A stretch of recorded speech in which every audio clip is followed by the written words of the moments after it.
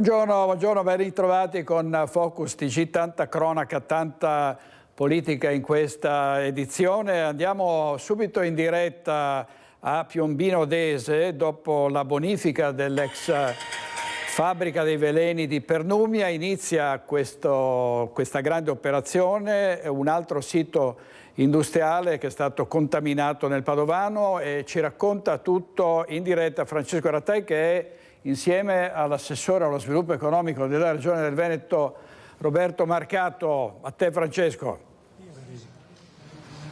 Buongiorno direttore, buongiorno ai telespettatori. Dicevi bene, siamo nel sito della Promofin a Piombino Dese. Con noi c'è l'assessore alle attività produttive Marcato. Ricordavamo il sito della CNC che è stato bonificato, è stata completata la bonifica poche settimane fa. Sono molti i siti come questo in Regione Veneto che, c'è da dirlo, hanno fatto ricco il Veneto, adesso però sono un pericolo.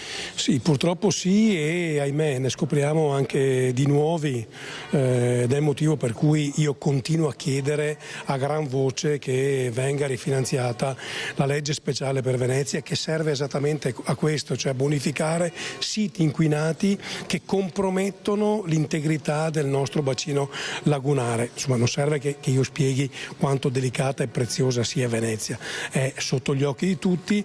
Io spero che il governo almeno questo abbia la voglia, la volontà di rifinanziare questa legge straordinaria, una legge di civiltà che non viene più rifinanziata dal 2011, ricordiamolo, quindi insomma stiamo parlando di oltre un decennio di casse vuote.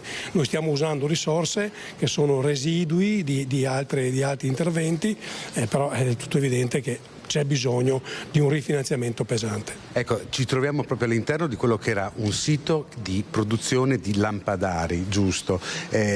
Questa struttura è la seconda tranche della bonifica. Questa struttura verrà abbattuta. Quali sono le tempistiche, quali sono i costi che verranno affrontati per portare di nuovo in salute questo sito?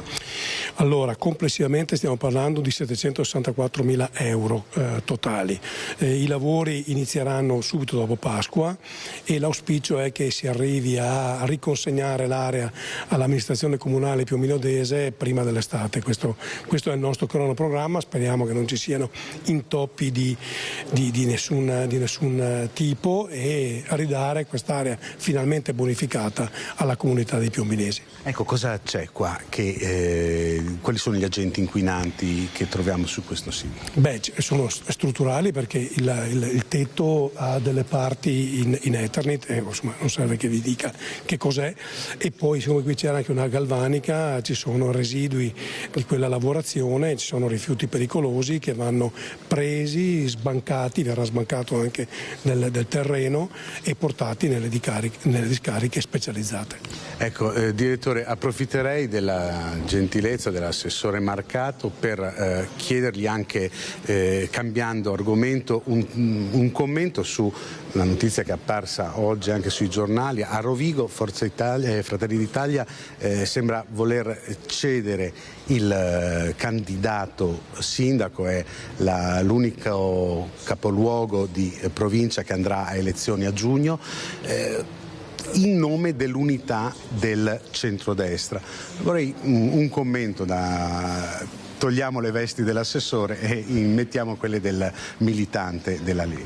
Sì, gestire oggi la politica in Veneto è più difficile di fare una bonifica in un sito come questo, ma insomma, credo sia un percorso di buon senso. Evidentemente la lezione della Sardegna è servita a tutti, cioè, abbiamo capito che ahimè le decisioni prese dall'alto sì sono belle, suggestive, ma hanno poco a che fare con la realtà dei luoghi. Allora, Rovigo è una città importante che va al voto, bisogna trovare il candidato o la candidata migliore. È l'espressione di Fratelli d'Italia, è l'espressione della Lega, è l'espressione di Forza Italia. Non importa, purché sia il candidato migliore. Se Fratelli d'Italia ha ravvisato in un'altra candidatura alternativa alla loro un candidato che è più vincente, benissimo. consenso, cioè l'importante è che quando si prendono queste decisioni siano decisioni che siano attinenti alle dinamiche del territorio, altrimenti facciamo la fine della Sardegna. Quello è un caso da manuale che ha insegnato ad ognuno di noi qualcosa. Restano però almeno in 3 grosse città venete, penso a Bassano del Grappa, a Vittorio Veneto e a Monselice, degli scenari in cui il centrodestra va diviso e anche con una divisione abbastanza netta e forte. Pensiamo a Bassano, ma pensiamo anche a Vittorio Veneto. Sì, anche Monselice, cioè ci sono delle realtà davvero importanti che vanno al voto. C'è ancora tempo, quindi la speranza è che ci sia sempre la voglia di ricucire e di sintetizzare le dinamiche a volte contrapposte all'interno del centrodestra. Se così non è, va da sé che andiamo divisi.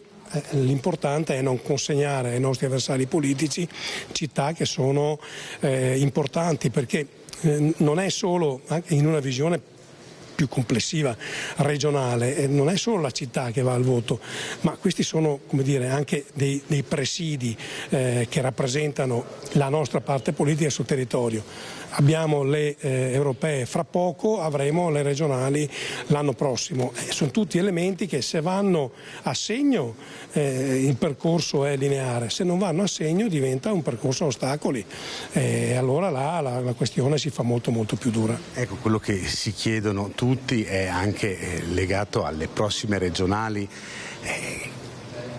Cosa farà la Lega? Correrà da sola? Correrà in tandem con Forza Italia? Correrà in tandem con Fratelli d'Italia? Ci sarà l'unità del centrodestra? Nessuno ha la sfera di cristallo, però la situazione è molto nebulosa, almeno da un'osservazione esterna.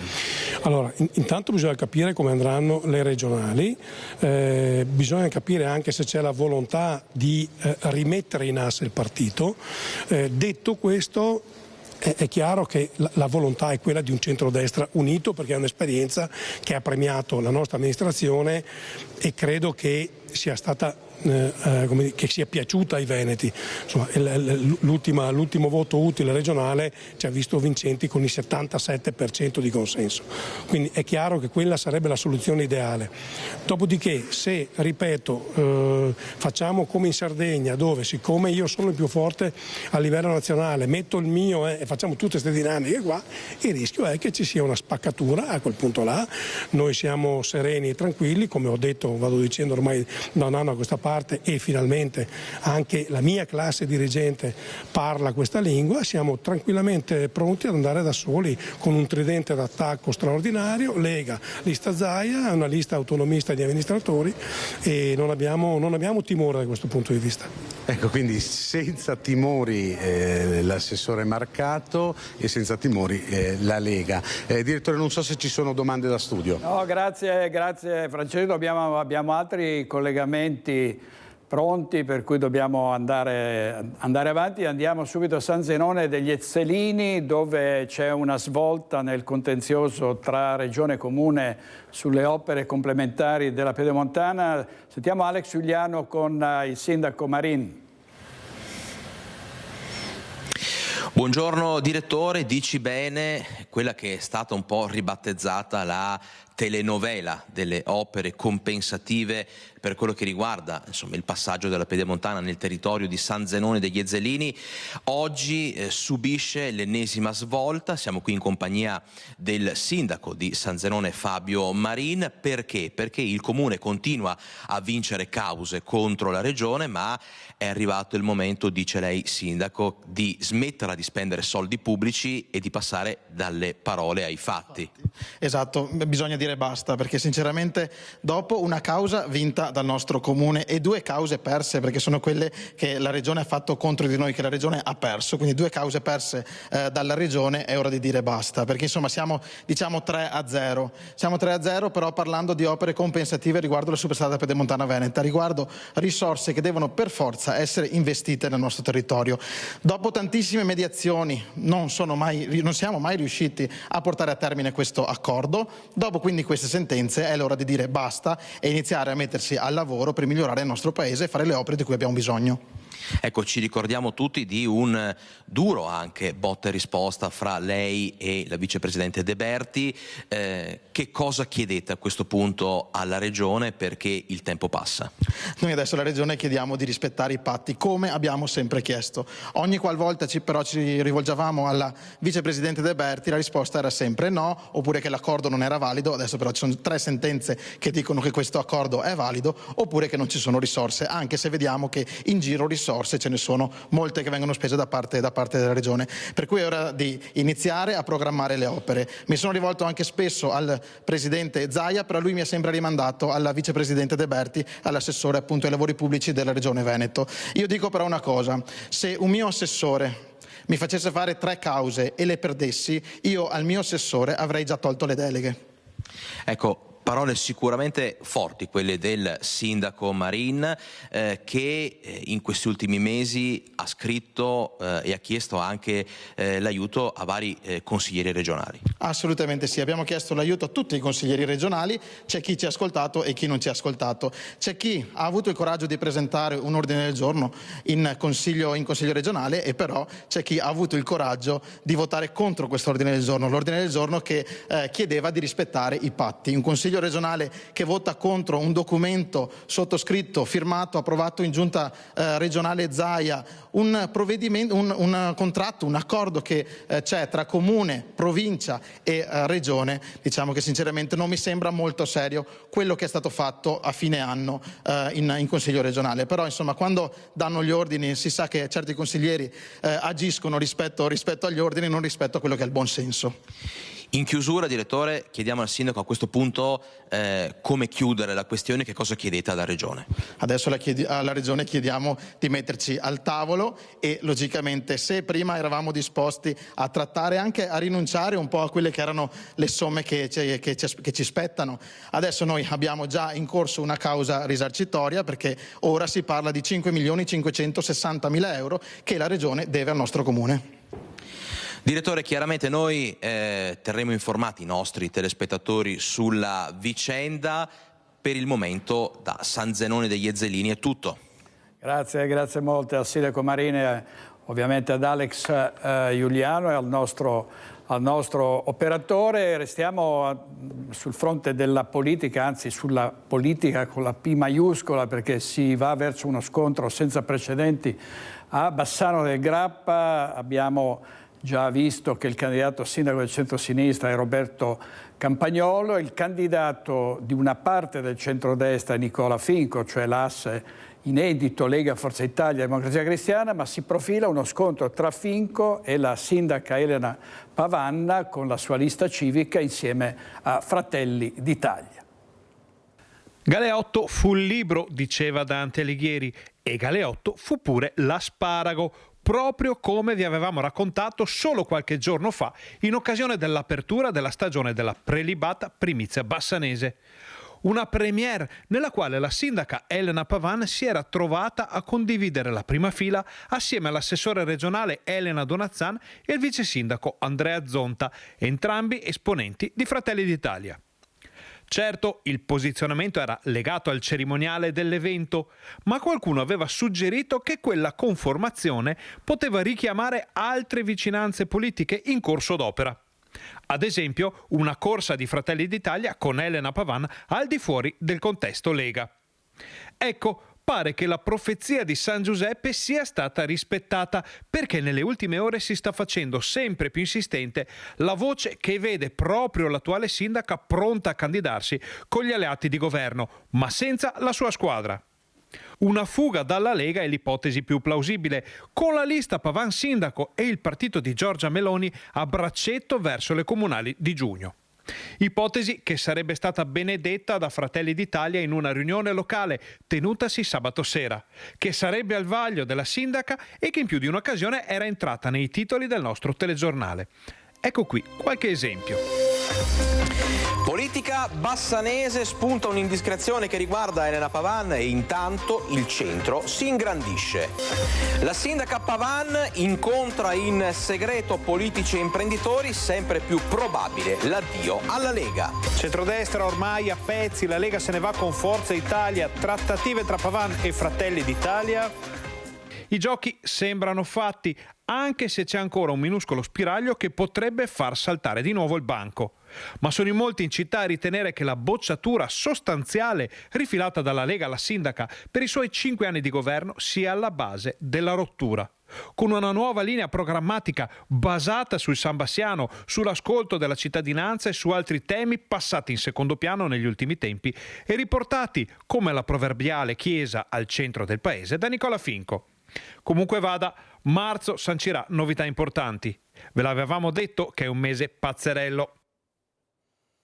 Servizio il commento di Ferdinando Garavello. Adesso andiamo in diretta a Mestre dall'area Marchiori perché ci sono i cittadini nuovamente mobilitati contro spaccio e degrado e ieri sera un fatto gravissimo a Marghera, un uomo ha tentato e ha investito un carabiniere nel tentativo di sfuggire ad un controllo. A te Ilaria.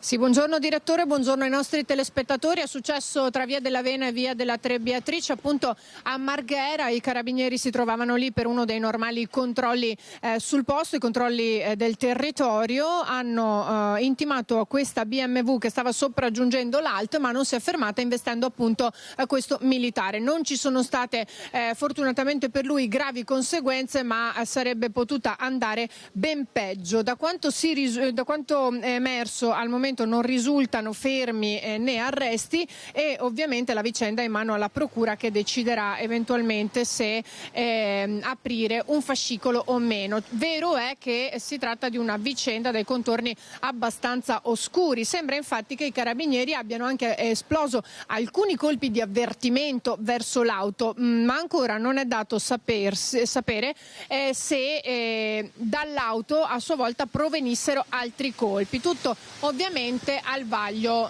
degli inquirenti, di chi sta indagando. Rimane il fatto che da Marghera ci spostiamo comunque a Mestre per continuare a parlare ancora di sicurezza. Sicurezza non solo in Via Piave dove ci troviamo in questo momento, insieme a noi c'è Giampaolo Conte che è uno dei cittadini più attivi che conosciamo bene, ma anche altre zone di Mestre come ad esempio Via Giustizia di cui abbiamo parlato a lungo soprattutto nelle ultime settimane e ovviamente anche Marghera. Ormai la criminalità è sempre più diffusa.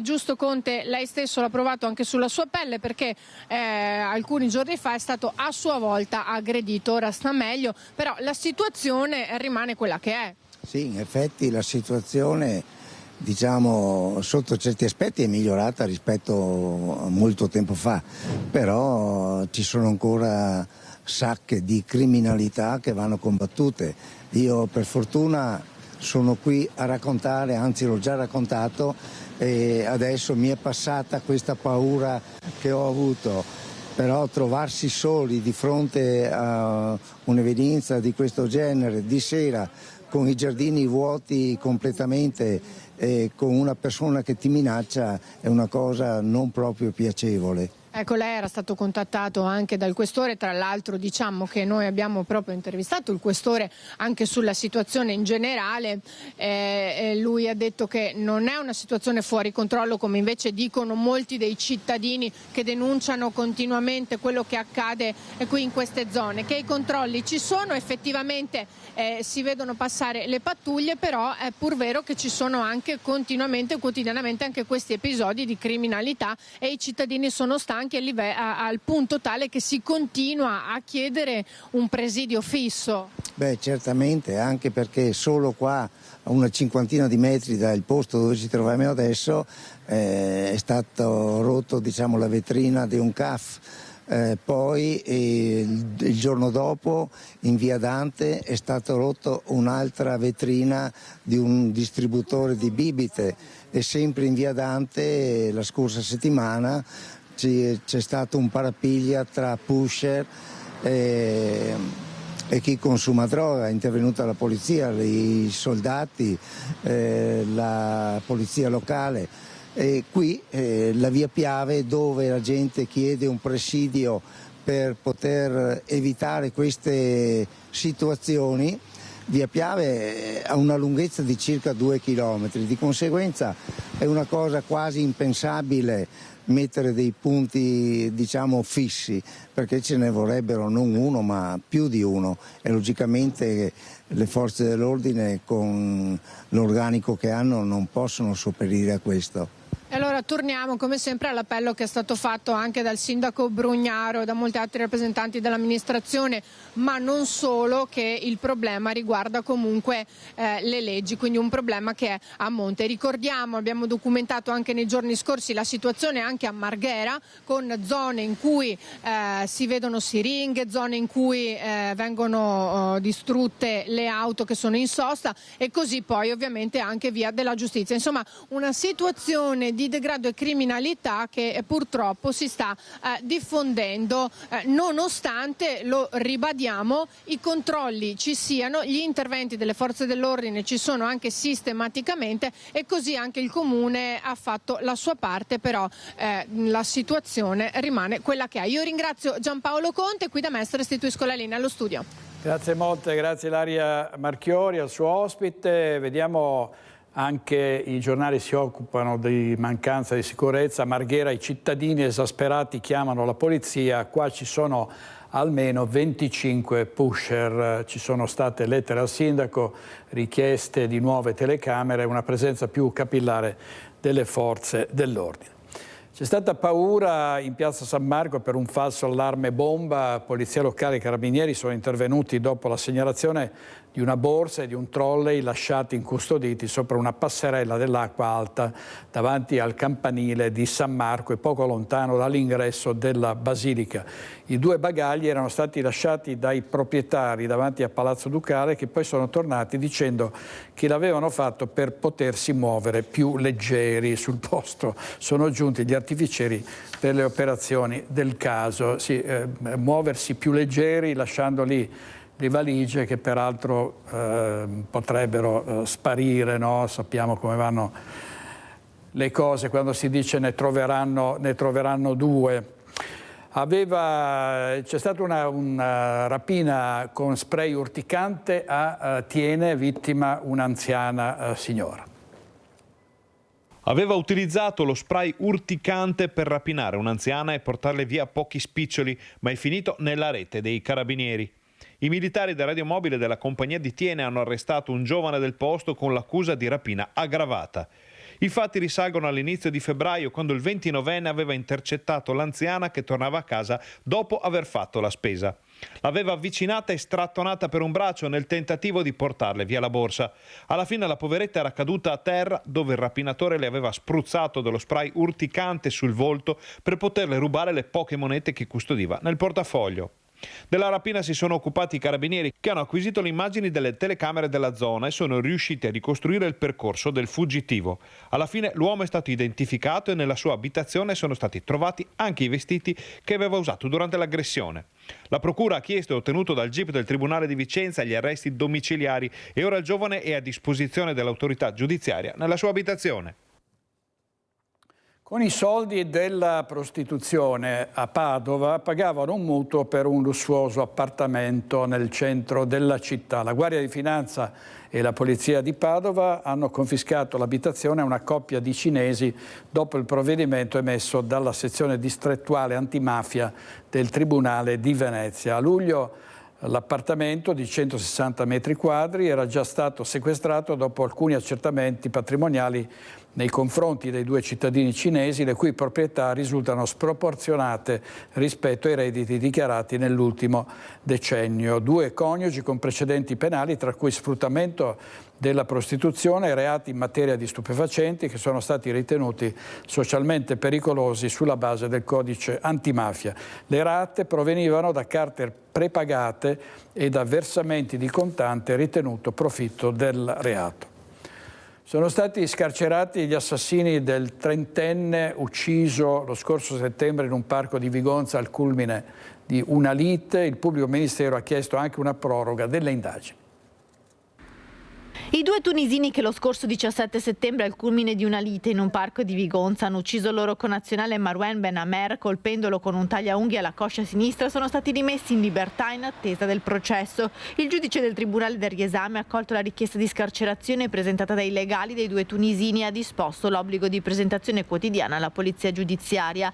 Il pubblico ministero che conduce le indagini ha modificato il reato da omicidio volontario a omicidio preterintenzionale. La vittima è morta dissanguata dopo il colpo ricevuto alla gamba al culmine di una lite per questioni economiche. I suoi aggressori sono scappati lasciandolo agonizzante nell'area verde di Via Aldomoro a Vigonza dopo avergli rubato portafoglio e cellulare. Hanno tentato la fuga in Spagna ma poi si sono costituiti 5 giorni dopo alla stazione dei Carabinieri di Imperia. Il pubblico ministero ha chiesto anche una proroga di 6 mesi per le indagini. Uno dei due assassini, Ben Ahmed, ha precedenti per spaccio. Arvi Botori invece è incensurato, ma entrambi sono irregolari sul territorio e senza fissa dimora. La vittima, Marouane Ben Amer, aveva avuto problemi con la giustizia per essere entrato clandestinamente in Italia nel 2020. I suoi familiari che vivono in Germania sono sconvolti per la notizia della scarcerazione dei suoi assassini.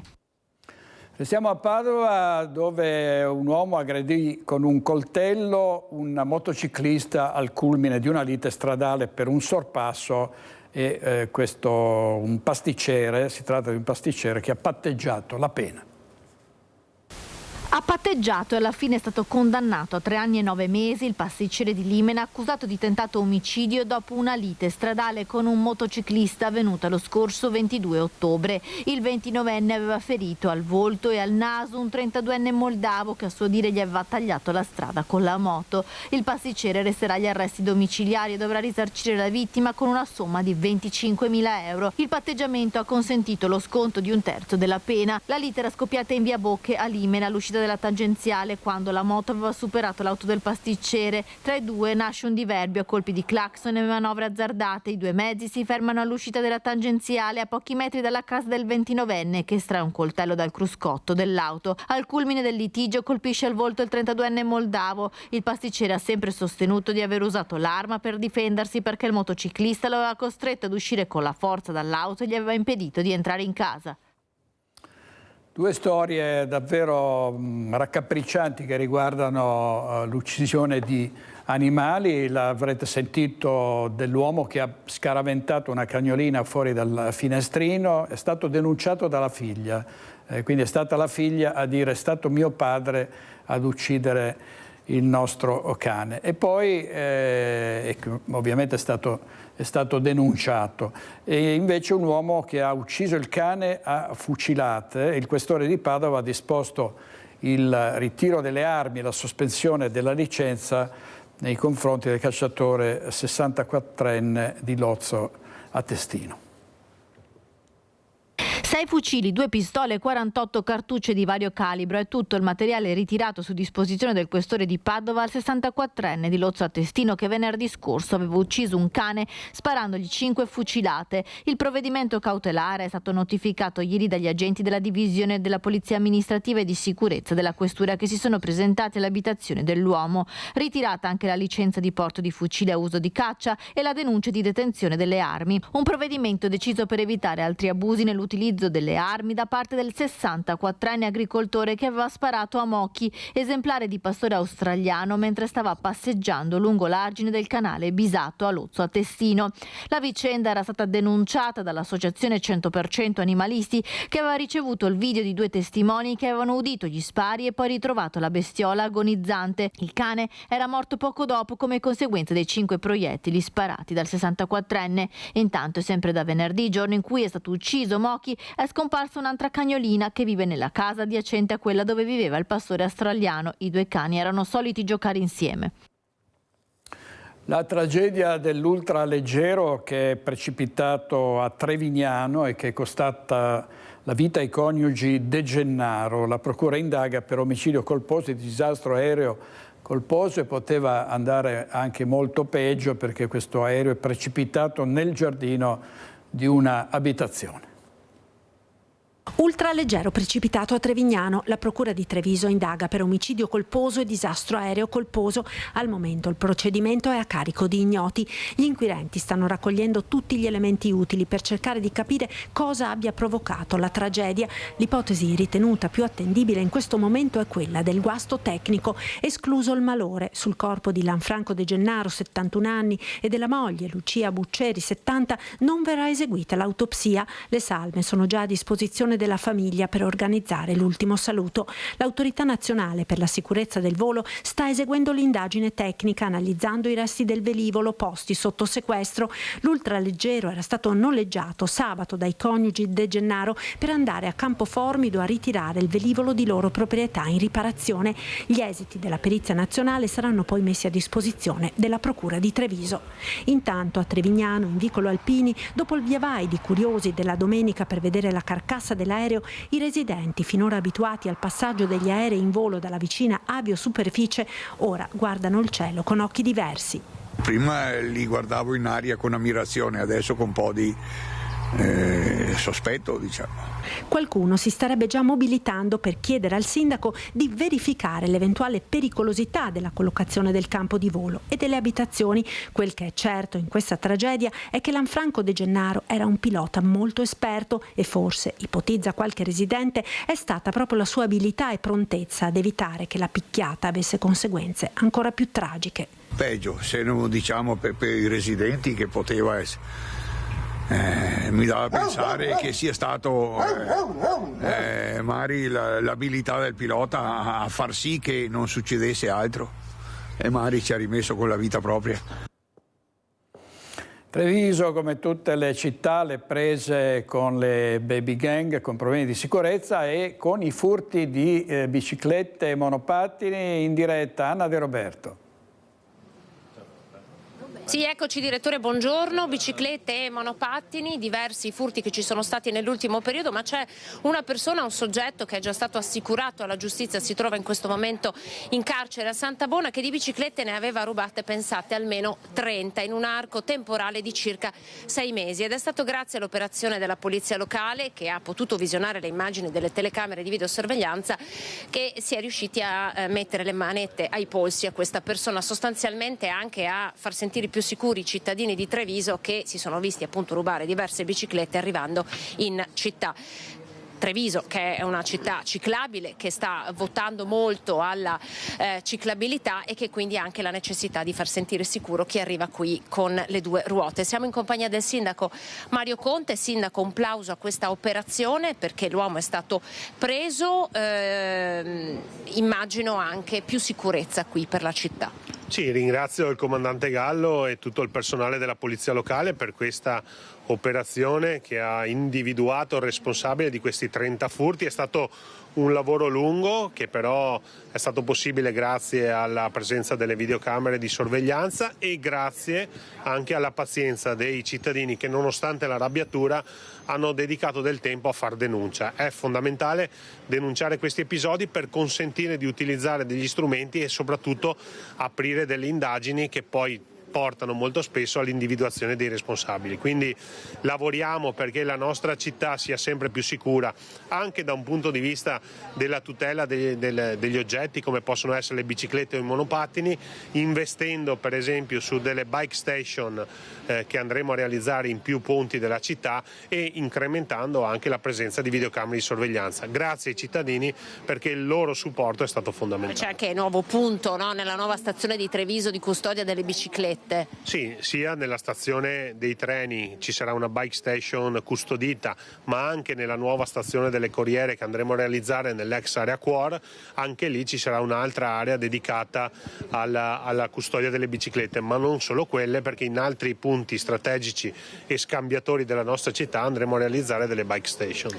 Direttore, se hai ancora pochi minuti vi facciamo vedere con l'aiuto di Nicoletta Rizzetto questo carro funebre che è arrivato, è qui parcheggiato in piazza Borsa ed è arrivato per lanciare una raccolta fondi che vuole acquistare un mezzo usato perché possa arrivare in Senegal ed aiutare la popolazione a far avere una degna sepoltura ai loro morti. La storia nasce dal caso di un senegalese che si trova ormai a Treviso da circa 20 anni e che ha dovuto portare per 5 chilometri in spalla il papà fa, ormai defunto, perché appunto non c'era un mezzo per poterlo portare alla sepoltura. E allora proprio da Treviso, da qui, da Piazza Borsa, con oggi parte una raccolta fondi per acquistare un carro funebre e poterlo portare in Senegal, un'iniziativa che ha il patrocinio del comune di Treviso. Sì, ringrazio Mustafa che ci ha portato a conoscenza di questa esigenza, di questa comunità, di questa città che si chiama Ndar, che quindi c'è anche un legame legato alla nostra lingua, Treviso Ndar, Treviso andare, e ringrazio Francesca che è stata poi la promotrice di questa raccolta fondi. Noi abbiamo sposato e condiviso un obiettivo che è quello di dare dignità in un paese che se la merita anche in occasione dell'ultimo saluto ai propri cari, e quindi chiediamo davvero l'aiuto a tutti, chi poco, chi tanto, insieme possiamo dare un grande segnale di solidarietà alla comunità di Ndar in Senegal. Ecco, allora direttore, con le immagini del carro funebre insolitamente parcheggiato qui in Piazza Borsa, noi vi restituiamo la linea da Treviso. Grazie molte, grazie Anna De Roberto e al sindaco di Treviso Mario Conte. Andiamo avanti con la cronaca nera, la tragedia di Sottomarina, un'intera famiglia distrutta in un incendio, è rimasto l'unico superstite è il fratello di una delle vittime, sono morti il padre, la madre e questo ragazzo. Il fratello Fabio si è chiuso nel dolore e ha espresso il desiderio che i funerali si svolgano al mercato ortofrutticolo, che è il luogo simbolo per questa famiglia, e Fabio inoltre ha raccontato quanto fossero generosi e buoni i suoi parenti. Sentiamo. Venerdì sera è stata la stessa cosa, ci vediamo lunedì, però il lunedì oggi è stata veramente dura tornare in mercato con tutti gli altri operatori. A parlare è un amico e collega del 64enne Gianni Boscolo Scarmanati, che sabato notte ha perso la vita insieme al figlio 27enne Davide e alla moglie Luisella di 59, tra le fiamme divampate nella loro abitazione di via Roma Sottomarina. Il paese è sotto shock. Della famiglia è rimasto solo Fabio, il figlio 30enne, direttore del camping Smeraldo a Isola Verde, che ora è chiuso nel suo dolore, come ci racconta il direttore del mercato ortofrutticolo, quasi una seconda casa per Gianni, e che quella notte ha tentato di salvarli. Abita 2 case di là, è venuto alla fine della pizzeria, del lavoro in pizzeria a Isola Verde, ed è venuto qua vedendo che c'era questa cosa e non pensando minimamente, infatti cercava i genitori e il fratello tra la gente che stava assistendo al fatto. Lui credeva che fossero fuori, che loro fossero già usciti, non pensava minimamente.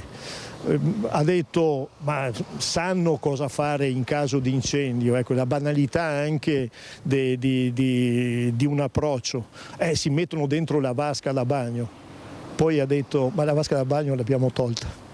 Difficile trattenere le lacrime per chi li conosceva, una famiglia definita per bene e di buon cuore. La notizia me l'ha data proprio Fabio, ieri mattina alle 7:05 mi ha chiamato dicendo Giorgio aiuto, non riuscivo a capire cosa fosse questo aiuto, e singhiozzato mi ha detto questa notizia tremenda, insomma, voglio dire, ha avuto il coraggio di chiamare, è difficile commentare, perché poi sai, in questi casi qua si dice sempre una bella famiglia, ma lui era veramente una bella famiglia. Al vaglio le cause che possono aver scatenato l'incendio. Ci sarà un ulteriore sopralluogo dei tecnici per capire, anche perché la casa era stata ristrutturata da poco.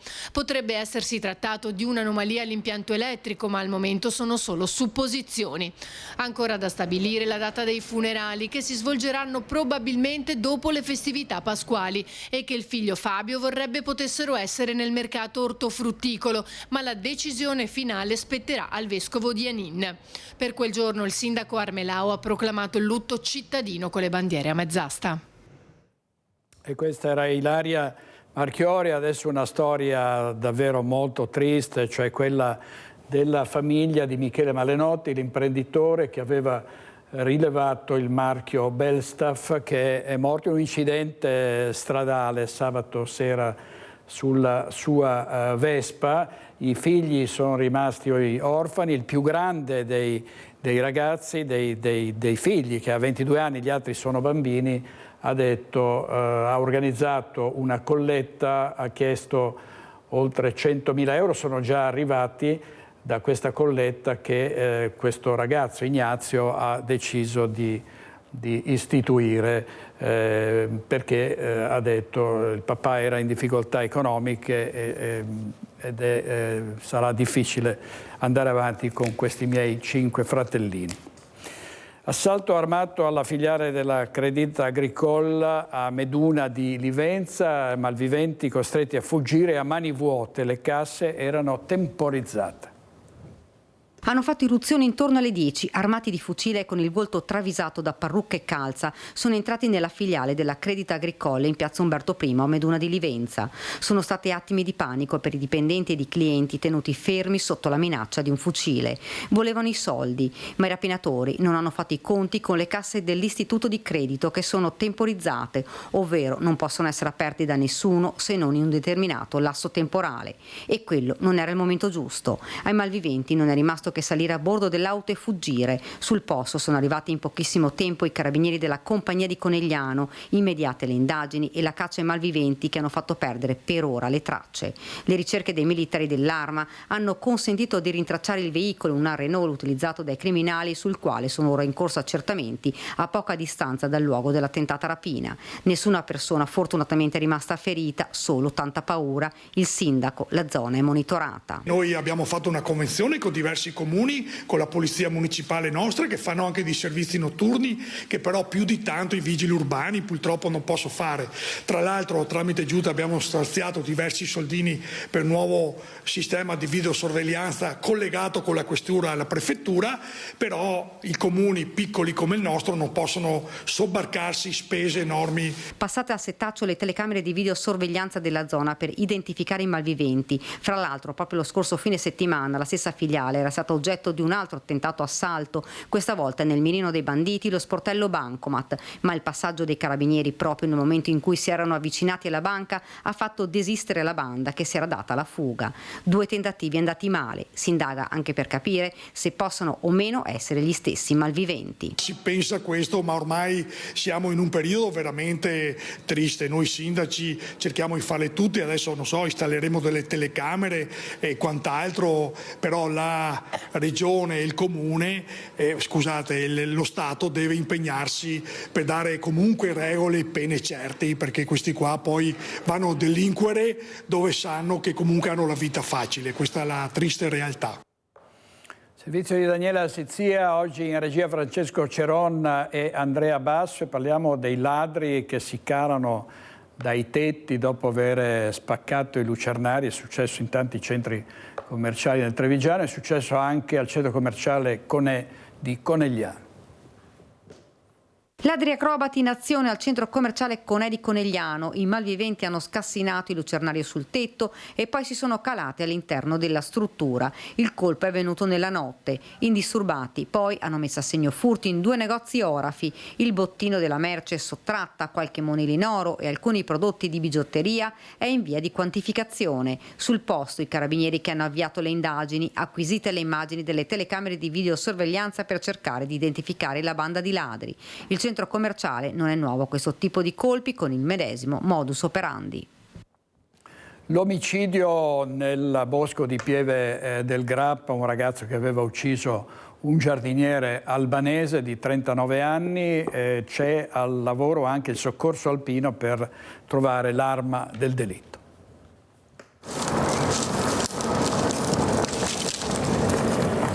Un'intera giornata di ricerche in condizioni precarie e lungo un dirupo per trovare il coltello che uccise lo scorso 20 gennaio Bledar Dedia, il 39enne di Casella d'Asolo, ammazzato con 20 fendenti dallo studente di 17 anni di Crespano di Pieve del Grappa. Proprio dietro al cimitero di Crespano, uomini e donne del soccorso alpino al lavoro per tentare di recuperare l'arma che il giovane, reo confesso, si sarebbe portato da casa per l'ultimo incontro con il 39enne sposato e padre di 2 bambini. Tra i due ci sarebbe stata una relazione che il ragazzo forse voleva troncare con tensioni culminate quel maledetto sabato di gennaio nell'omicidio di Dedia. Trovare il coltello usato dal 17enne andrebbe a completare un quadro in realtà già ben chiaro agli inquirenti, dopo che l'assassino ha ammesso le sue responsabilità durante l'interrogatorio, indicando anche il punto dove avrebbe gettato il coltello. Trovarlo un'impresa ardua, vista la zona impervia tra la pendenza e la presenza di sterpagli e rovi. Impossibile, ci hanno detto, usare il metal detector, in quanto proprio in quel burrone si trova gettato di tutto. Il soccorso alpino di Pieve si è attivato quindi armato di corde per la calata in sicurezza e segacci per tagliare rami ed erbacce nel tentativo di riuscire a vedere la lama.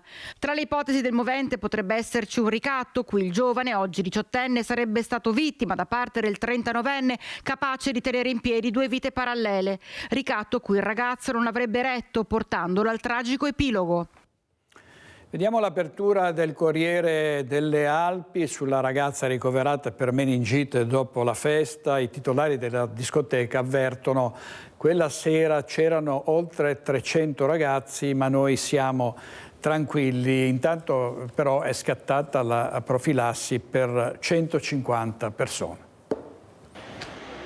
È in ospedale una 18enne di Feltre, la ragazza è affetta da meningite meningococcica, motivo per il quale sono state immediatamente attivate le misure preventive utili a prevenire la diffusione del contagio.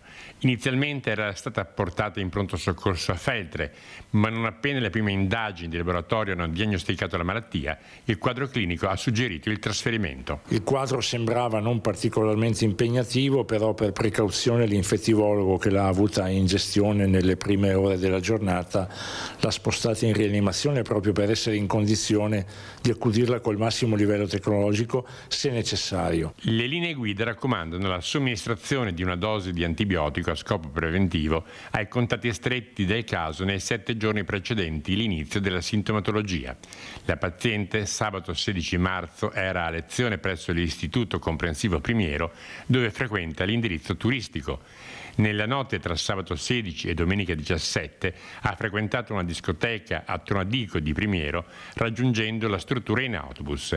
Lunedì 18 marzo è partita con i compagni di scuola per una gita scolastica in Germania, conclusasi sabato 23 marzo. È importante definire la condizione di contatto stretto, anche se stiamo sempre parlando di persone che ricevono una compressa di antibiotico, quindi non questioni particolarmente complesse dal punto di vista del trattamento. Del caso ci si occupa per precauzione anche in Trentino e Germania e il Dipartimento di Prevenzione dell'ULSS Dolomiti curerà le attività di profilassi a favore dei contatti residenti in provincia di Belluno mediante l'attivazione di un ambulatorio dedicato alla profilassi antibiotica presso l'ufficio igiene di via Borgoruca 30 a Feltre, che può essere contattato chiamando lo 0439 88 3414. Potranno accedere a tale ambulatorio, oltre alle persone specificatamente convocate, i ragazzi che hanno condiviso le stesse attività della ragazza. In generale il sistema social è molto attivo, noi chiaramente non facciamo il nome per ragioni di privacy, però abbiamo sempre visto che in questi casi abbastanza rapidamente gli amici individuano la persona e sanno gestire la condizione di contatto stretto con buona precisione. Servizio di Fabio Fioravanzi della nostra redazione di Belluno e vediamo le ultime su Angelica Hutter in libertà vigilata da oggi dopo 8 mesi di detenzione per il tragico incidente stradale che ha causato la morte della famiglia Antonello di Favaro Veneto a Santo Stefano di Cadore. Abbiamo appreso che Angelica Hutter verrà liberata perché sono scaduti i termini di detenzione preventiva, che erano 6 mesi. Attraverso un incidente probatorio è stato possibile prorogare questi termini di altri 2 mesi, da come abbiamo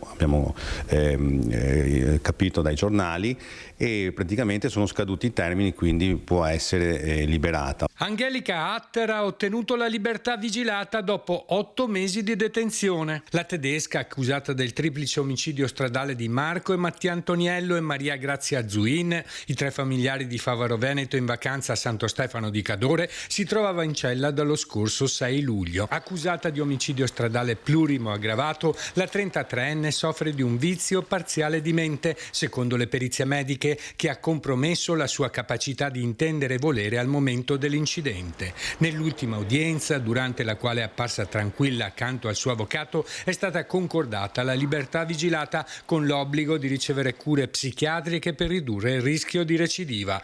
A Favaro Veneto la notizia si è subito sparsa, creando qualche perplessità e qualche malumore. È ovvio che il fatto che venga scarcerata desta anche delle preoccupazioni, perché anche leggendo i giornali si era letto che effettivamente la signora Atter era un soggetto socialmente pericoloso e che c'era anche il pericolo che potesse reiterare questi reati, e quindi c'è un po' di preoccupazione. Dopodiché, se queste sono le leggi che ci sono in Italia, non si può che applicarle evidentemente. I familiari delle persone scomparse sono ancora molto provate e preferiscono non commentare. I familiari li ho sentiti e mi hanno detto, riguardo alla scarcerazione, che ovviamente avrebbero preferito che potesse continuare a rimanere in carcere, però se ci sono dei termini di legge anche loro si adeguano a quelle che sono le leggi, pur sempre con questo dolore immenso che continuano ad avere, però almeno un capitolo di questa vicenda si chiude con la vicenda giudiziaria, quindi loro sperano che venga fatta giustizia presto e che comunque almeno dal punto di vista giudiziario la questione venga risolta quanto prima. Resta ricoverato nel reparto di terapia intensiva del Cafoncello a Treviso il pilone del Mogliano Rugby Gianmarco Lucchetta, 31 anni, che nel corso della partita contro il Trento ha riportato la lussazione di una vertebra cervicale. Lucchetta, per tutti bear, cioè orso, è rimasto a terra dopo che sopra di lui una mischia ordinata ha ceduto. L'arbitro ha interrotto la sfida, il giocatore è stato subito soccorso con il medico in campo che ha capito all'istante la gravità dell'incidente.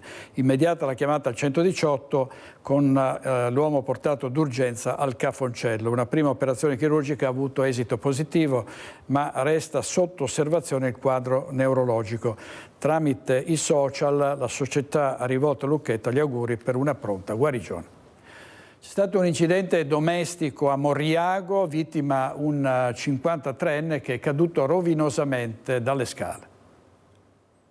Ieri sera siamo arrivati prima dell'ambulanza, ma non si sapeva niente. No, non sapevo niente. Ha visto l'ambulanza? E basta, perché no? E oggi è vigile? Stamattina è vigile e prima i carabinieri. Versa in gravissime condizioni al Cafoncello il 53enne che ieri sera è precipitato dalle scale di casa. Il fatto è accaduto all'interno di questa abitazione di via Levade a Moriago. L'uomo, forse in stato di alterazione psicofisica, avrebbe messo male un piede rotolando rovinosamente sulle scale e battendo violentemente il capo a terra. Un tonfo che ha richiamato l'attenzione dell'uomo con cui il 53enne condivide l'abitazione, che ha chiamato subito i soccorsi. Vista la situazione molto grave, sul posto è atterrato l'elicottero per il trasporto d'urgenza in terapia intensiva, come ci ha confermato una vicina di casa. Mi non so, guarda, so che domandai ieri sera perché ho c'è paura anche mia, perché ho visto tutti sticciare in autoambulanza e allora la cosa la porta via, insomma, che l'era messa male, insomma, e ancora devo mandare che l'era in coma. Momenti di tensione domenica mattina in Prato della Valle a Padova, dove era in corso un banchetto pro-Palestina della lista Pace Terra Dignità, a cui aderisce anche Rifondazione Comunista.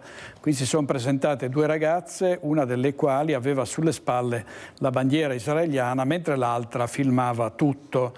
Immediata la reazione dell'ex consigliera comunale Daniela Ruffini, che sui social ha commentato un tentativo di cercare una reazione da sfruttare poi mediaticamente.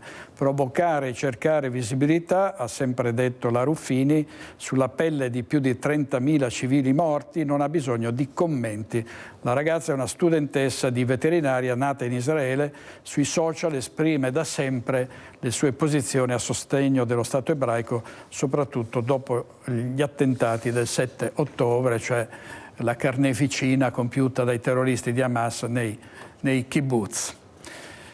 Andiamo a Treviso, dove la Guardia di Finanza ha ottenuto il rimborso integrale, 1 milione di euro, di imposte evase da due soci di una società trevigiana che avevano occultato parte dei proventi illeciti alle isole Bahamas, che è uno dei tanti paradisi fiscali.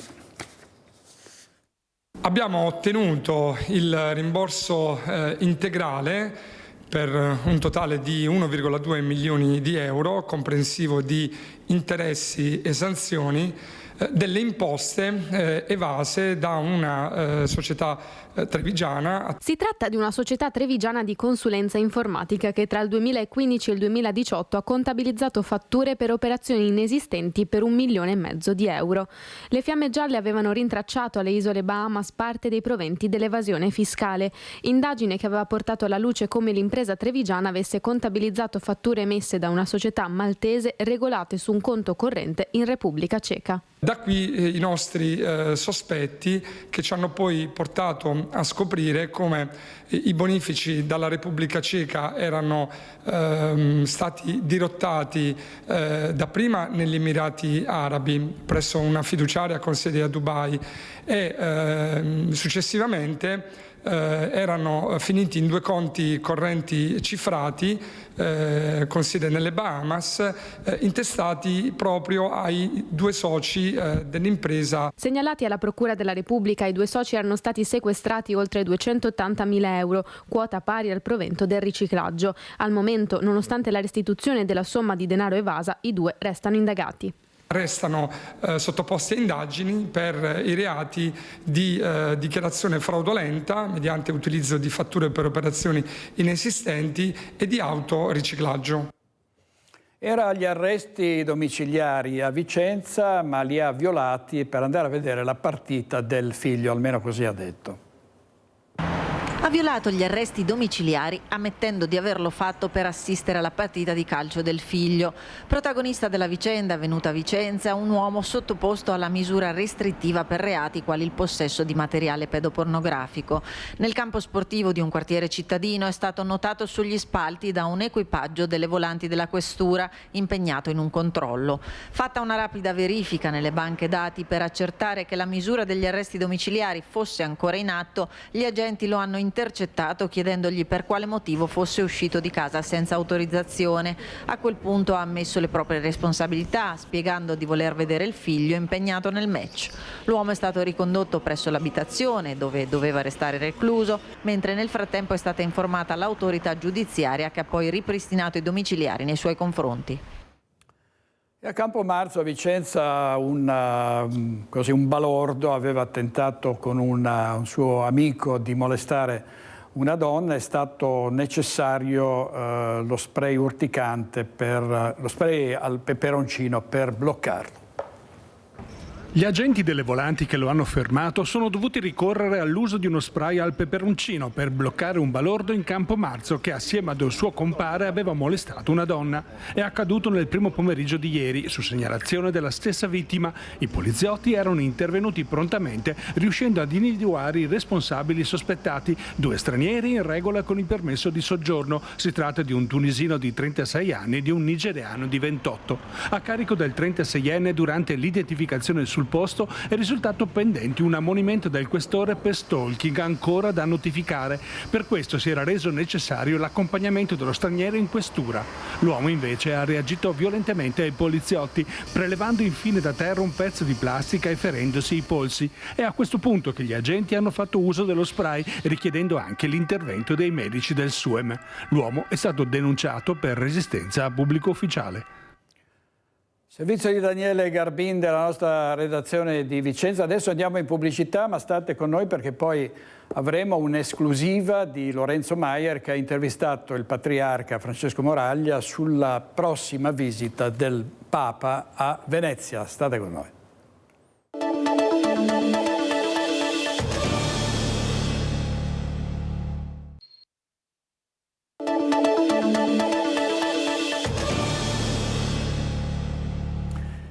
Di nuovo con Focus TG, in aprile l'arrivo di Papa Francesco a Venezia. Sentiamo un'intervista esclusiva di Lorenzo Maier al Patriarca di Venezia, Monsignor Francesco Moraglia.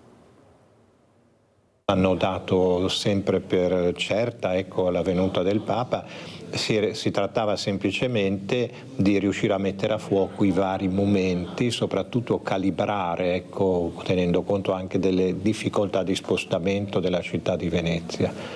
Quali saranno gli appuntamenti di questa visita? Ce li riepiloga brevemente. Dunque, uno è il primo, riguarda il carcere femminile della Giudecca, dove ci sarà un primo momento di incontro con le detenute da parte del Santo Padre. Poi il Santo Padre, dopo questo incontro, dialogo e saluto personale a cui il Santo Padre tiene molto con le ospiti del carcere, ci sarà un passaggio anche al padiglione in cui soprattutto rivolgerà la sua parola agli artisti e vedrà, ecco, una parte del padiglione della Santa Sede. Poi ci sarà il trasporto acqueo su un mezzo che è già stato usato per la visita nel 2011 di Papa Benedetto, e l'arrivo al Campo della Salute, dove troveremo un numero di giovani che potrà oscillare intorno ai 1500-1800 a secondo di quello che saranno i numeri che saranno concessi poi da chi ha la responsabilità della sicurezza. Il Santo Padre avrà un momento di incontro con i ragazzi che evidentemente confluiranno nel campo al mattino presto e quindi vivranno un momento di preparazione che sarà di canti, di preghiera, di gioia, di condivisione di questo momento. Poi il passaggio del Santo Padre con una delegazione anche di questi giovani lungo il ponte che lo condurrà, diciamo, dalla punta della dogana fino a San Marco, piazza San Marco. Questo è un momento importante perché vuol riprendere un po' col Santo Padre e i ragazzi che lo accompagneranno l'idea del pellegrinaggio. Noi abbiamo chiesto al Santo Padre proprio questo incontro con i giovani perché tra la GMG di Lisbona dell'anno scorso e il momento giubilare dedicato ai giovani del Giubileo del 2025 ci sembrava importante poter connettere, ecco, questi due momenti con un altro momento altrettanto forte come è proprio la presenza del Papa in mezzo ai giovani. Anche qui il Papa, come poi in San Marco, ha detto che il suo desiderio è quello di poter anche passare attraverso i settori, ecco, dei ragazzi e delle persone che incontrerà.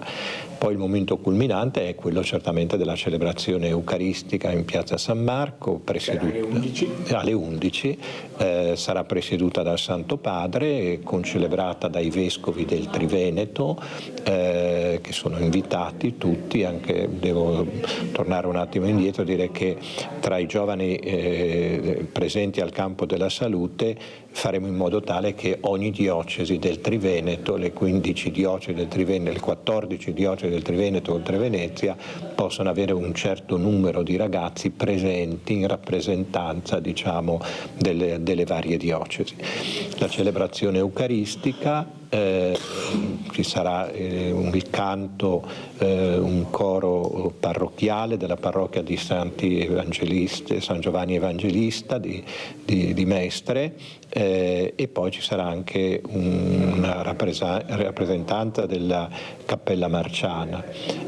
Al termine della celebrazione della Santa Messa il Papa in modo privato entrerà nella Basilica di San Marco e si soffermerà alcuni istanti a venerare il corpo dell'Evangelista, che è il patrono, come tutti sappiamo, non solo della città di Venezia ma anche di tutte le genti venete. Poi tornerà verso la riva e si imbarcherà di nuovo sul mezzo acqueo. Questa volta arriverà al Morosini e al Morosini l'elicottero decollerà verso Roma. Al mattino verso le 8, torno indietro rispetto a quello che ho detto adesso, il Papa arriverà da Roma in elicottero e atterrerà all'interno proprio del complesso penitenziario della Giudecca. Chi vorrà partecipare come può fare? Si rivolgerà alle parrocchie? C'è un sito della diocesi che rimanda però alle parrocchie. Le parrocchie fanno da referenti certamente i numeri saranno ad esaurimento, i numeri saremo intorno ai 10.000, ecco, possibili posti di presenza in San Marco nella piazza San Marco per la celebrazione eucaristica, saranno a esaurimento, saranno date anche in base al numero degli abitanti che hanno le singole parrocchie. Ecco. Che saranno gratuiti, ribadiamo, la partecipazione è gratuita. Sono solo le prenotazioni richieste, ma sono prenotazioni gratuite dei posti, certamente, questo è bene sottolinearlo, non sono biglietti, sono presenze assicurate tramite la prenotazione, visto che i posti sono comunque limitati. Un'ultimissima cosa, un suo pensiero sullo slogan, sul tema di questa visita che è stato scelto, essere uniti alla vita. Sì, è un po' il tema del Vangelo di Giovanni, la vite, i tralci, l'unità, ecco, che è importante tra le membra, ma deve essere prima di tutto una grande unità con il Signore Gesù. In tempo pasquale questo ha un significato particolare, perché dopo il cammino quaresimale, dopo la celebrazione di Pasqua, bisogna vivere proprio questa realtà dello Spirito che costruisce la Chiesa, e quindi l'idea è proprio questa immersione, diciamo, in colui che dà anche la unità visibile alla Chiesa. Monsignor Moraglia, al microfono, e Lorenzo Maier si occupano della visita del Papa anche i giornali, ovviamente. Vediamo il titolo di oggi della Nuova Venezia: la messa del Papa a Venezia, ma con il QR code, ammessi 9.000 in piazza San Marco. Vediamo la politica e soprattutto la questione sicurezza a Vicenza. C'è il Comitato Ordine e Sicurezza oggi con i controlli speciali per Pasqua, e poi anche in previsione il dibattito, lo scontro più che altro sulla ormai famosa clausola antifascista. Sentiamo Carlo Alberto Inghilleri con il sindaco Giacomo Possamai. Giornata ad alta tensione, una giornata importante, palpitante, con il sindaco di Vicenza Giacomo Possamai, che sarà protagonista di due eventi: il primo il Comitato Ordine e Sicurezza in Prefettura di questo pomeriggio, il secondo il Consiglio Comunale di questa sera. Partiamo dalla Prefettura con una Pasqua da blindare. Dopo l'attentato che c'è stato in Russia a Mosca, c'è una tensione internazionale sempre più alta, bisogna mettere in sicurezza soprattutto la zona delle basi militari americane, e poi bisogna considerare che ci sarà anche un grosso afflusso turistico in città, per cui insomma sicurezza prima di tutto. Sì, il prefetto ha convocato un comitato di ordine pubblico e sicurezza, chiaramente insieme al questore, al comandante dei carabinieri, al comandante della Guardia di Finanza, che sono, diciamo, i vertici del comitato di ordine pubblico e sicurezza, al quale hanno invitato non soltanto il sindaco di Vicenza, non soltanto il sottoscritto, ma anche i sindaci di Bassano e di Asiago, che sono le due città più turistiche insieme a Vicenza della nostra provincia. Questo perché da un lato c'è una grande allerta legata al terrorismo dopo quello che è successo a Mosca, l'ISIS che è tornata a minacciare l'Europa, e quindi Vicenza è particolarmente sotto occhio e sotto attenzione, perché avendo le basi militari americane ovviamente è un obiettivo particolarmente sensibile, e in più c'è l'aspetto del turismo. È atteso un grande afflusso turistico in città nel weekend e nella settimana di Pasqua, per tante ragioni, in primis perché a Pasqua ci si muove molto, ma poi c'è la mostra Pop Beat in Basilica Palladiana, ci sono tanti eventi, tante iniziative, e quindi la Prefettura giustamente vuole disporre dei servizi di ordine di particolare concentrazione e attenzione. Quindi verranno intensificati i controlli in tutta la città. Questo ci verrà spiegato oggi pomeriggio, nel senso che chiaramente è una scelta della Prefettura, della Questura, dei Carabinieri e della Guardia di Finanza, però l'impressione, ecco, se c'è stata questa convocazione, è questa.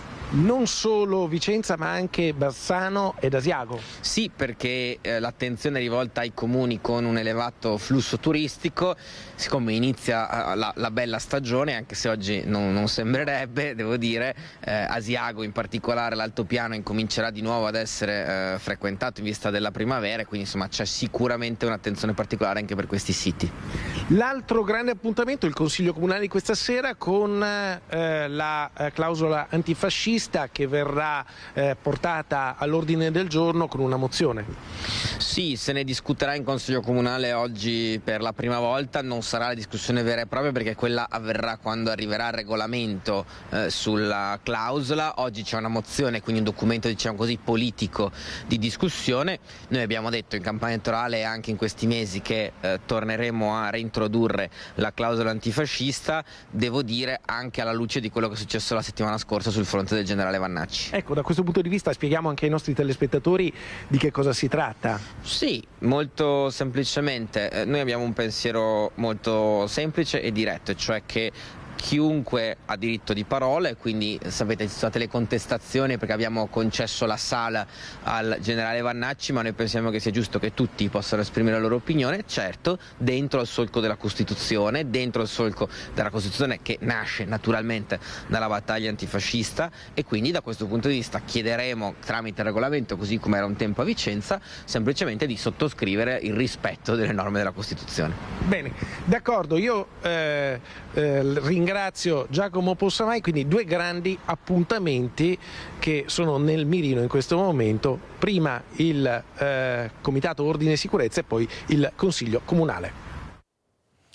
Bene, grazie Carlo Alberto Inghilleri, capo della nostra redazione di Vicenza, insieme al sindaco Giacomo Possamai. Adesso passiamo alla musica, alla grande musica, perché è da 20 anni che il maestro Diego Basso rende omaggio a un suo collega, un grande compositore, direttore d'orchestra che ascolteremo prossimamente, cioè, su tutti i media, tutti i mezzi si sente sempre diciamo, le note di un grande musicista, Ennio Morricone. Maestro, grazie per essere qui. Allora, domani sera a Teatro Malibran alle 19 faremo questo omaggio al maestro Morricone con l'Orchestra Ritmico-Sinfonica Italiana. Ecco, avremo anche il soprano Claudia Sasso e porteremo la musica dopo 20 anni, perché quest'anno sono 20 anni che porto questo omaggio in giro per l'Italia e per il mondo, siamo arrivati anche in Cina e quindi lo riporterò come è partito, solamente con la grande orchestra in modo sinfonico. Perché? Perché così, dopo aver passato, no, con orchestra di 100 elementi, coro, solisti, siamo tornati un po' all'origine dopo tanti anni. Invece domani a Venezia sarà una cosa particolare, perché celebreremo anche i 700 anni di Marco Polo. E quindi avremo cioè Morricone ha scritto le musiche dello sceneggiato per Rai 1 di Marco Polo. Ecco, farò il main theme di Marco Polo, aprirà il concerto di domani in omaggio a Marco Polo e alle musiche del grande maestro Ennio Morricone. Ecco, Morricone ovviamente è celebre soprattutto per le colonne sonore dei film western di Sergio Leone e di tanti altri registi, però era un musicista a tutto campo, cioè ha fatto brani di musica leggera, di musica classica. Allora, Morricone parte da uno studio approfondito della composizione con il maestro Petrassi, che era uno dei grandi della composizione classica. Poi però in RCA fa qualcosa di straordinario, qualcosa di diverso.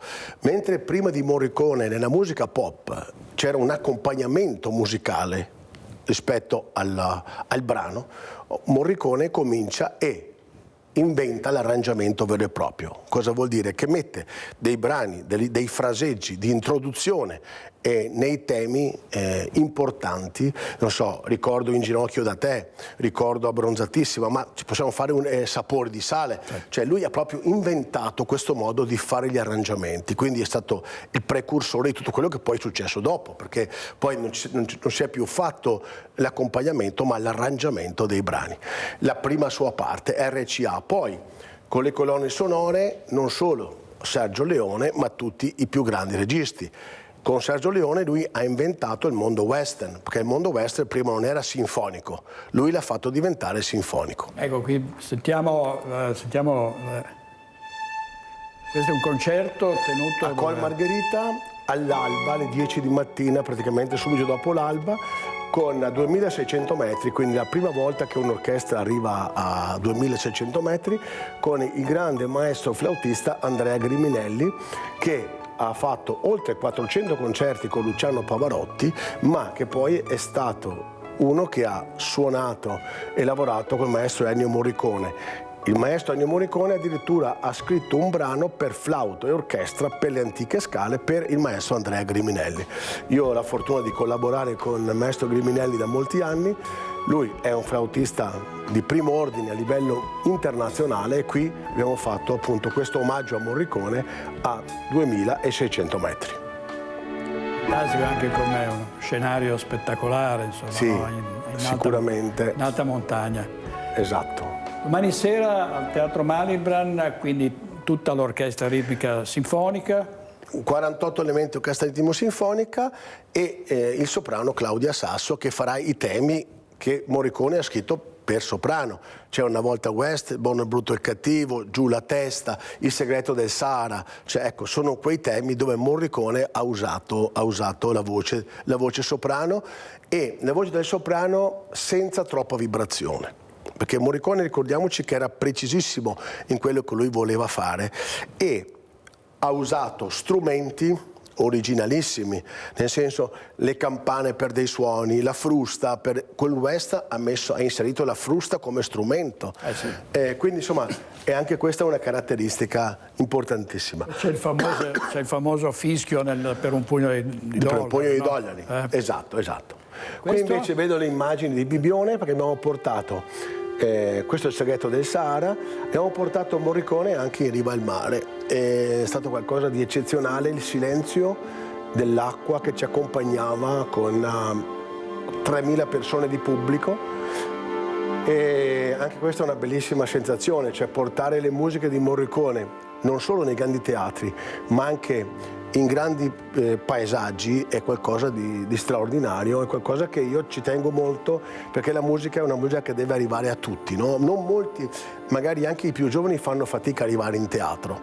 Se tu invece la porti in esterna, poi la sentono e dicono ma in teatro si fanno queste cose?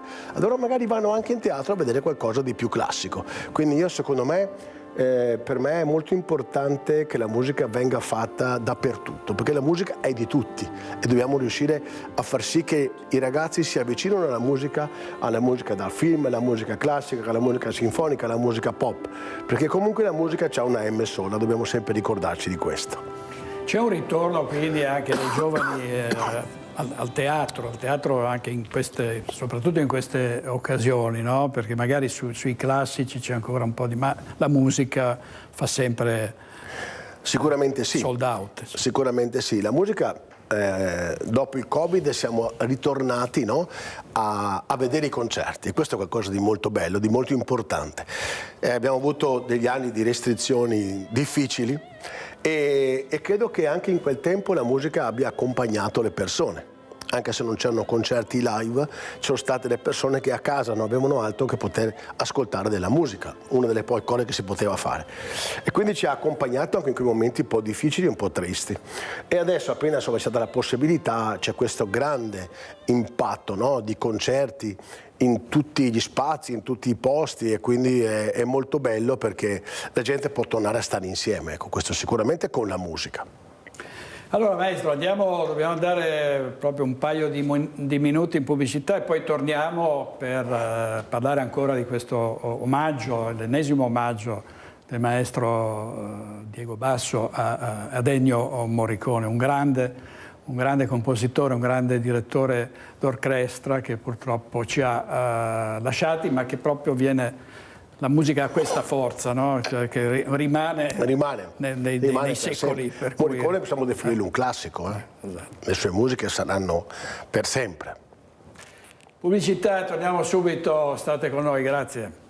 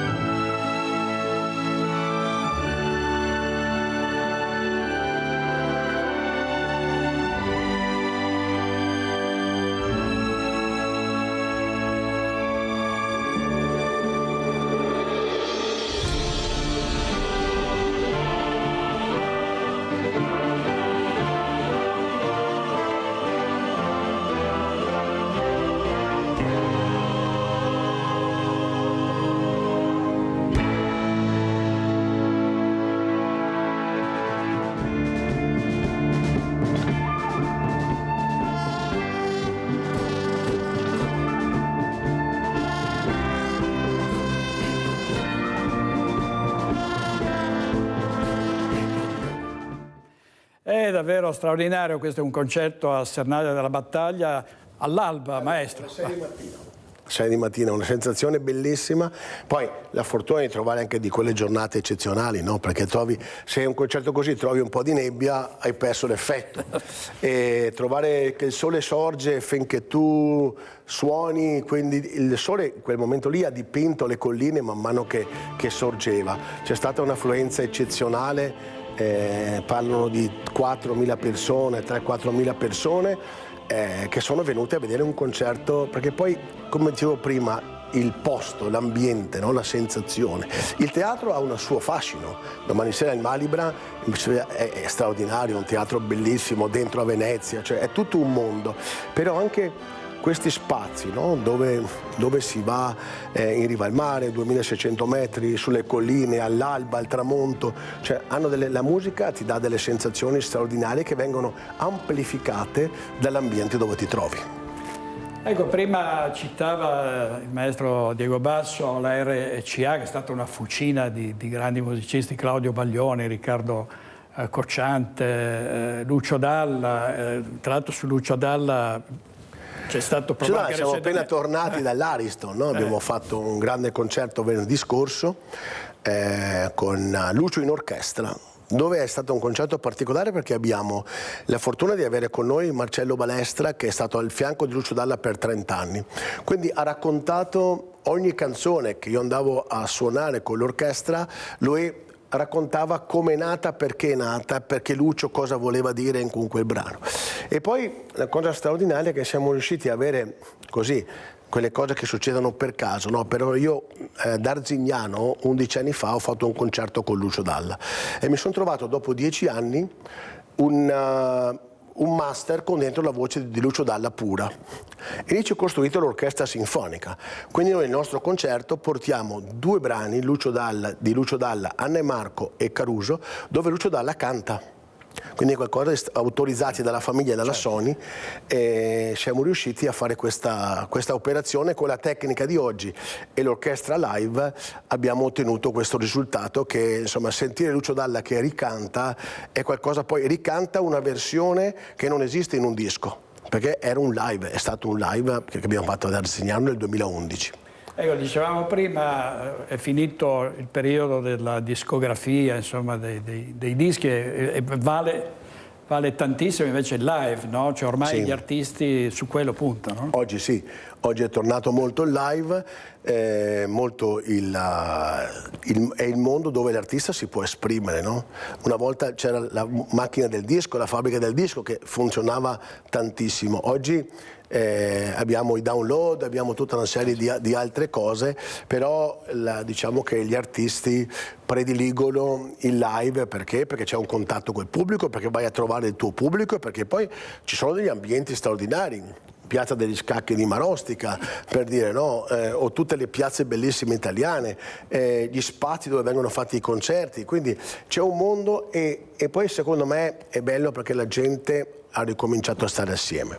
Credo sia qualcosa che ci è mancato tantissimo, perché forse le cose quando si hanno normalmente non si apprezzano, quando dopo ti mancano ti accorgi quanto sono mancate. Allora ricordiamo domani, se riusciamo a far vedere con Francesco Cerone, alle ore 19 la locandina, alle 19 Teatro Malibra, a Venezia, nel cuore di Venezia, mercoledì 27 marzo, cioè domani, l'Orchestra Ritmico-Sinfonica Italiana, un omaggio a Ennio Morricone del maestro Diego Basso. Comunque c'è ancora qualche biglietto sul sito della Fenice, quindi in collaborazione con la Fenice, quindi sul sito della Fenice trovate ancora qualche biglietto disponibile. Grazie. Grazie maestro, grazie molto. Luigi, grazie. Arrivederci, grazie a Francesco Cerone e Andrea Basso, ci vediamo stasera a Focus alle 21:15, buona giornata.